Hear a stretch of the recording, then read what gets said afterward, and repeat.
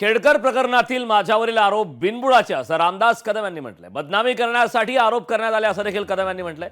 माजी आमदार संजय कदमांवर मानहानीचा दावा ठोकणार असं देखील रामदास कदम यांनी म्हटलेलं आहे।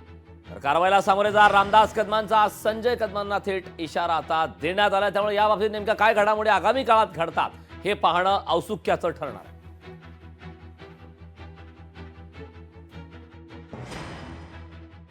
दिलीप खेडकर हे प्रदूषण नियंत्रण मंडळाचे अधिकारी असताना रामदास कदम हे पर्यावरण मंत्री होते आणि रामदास कदम पर्यावरण मंत्री असताना खेड एमआयडीसी लोटे एमआयडीसी मध्ये जवळजवळ 70 ते 75 कंपन्यांना क्लोजर नोटीस देण्यात आले आणि क्लोजर नोटीस देऊन त्यांची वसुली आणि हप्ते जमा करण्याचं काम हा दिलीप खेडकर करत होता।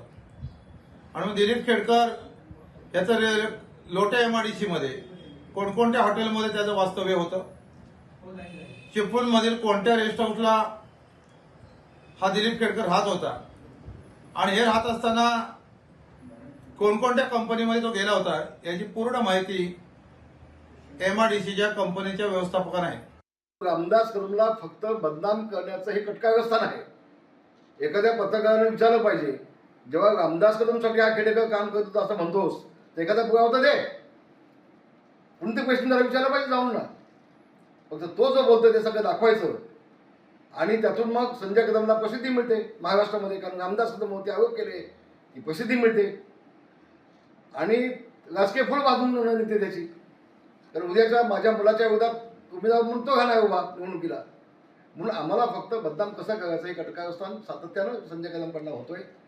त्याला चोख उत्तर मी कायद्याद्वारे न्यायालयाच्या माध्यमातून निश्चितपणे देईन आणि हा जो पण गंभीर यांनी पण आरोप केलेला आहे बिनबुडाचा आरोप, त्याला देखील मी कोर्टामध्ये खेचणार। लोकशाही मराठी ऐका, पहा, जागरूक रहा।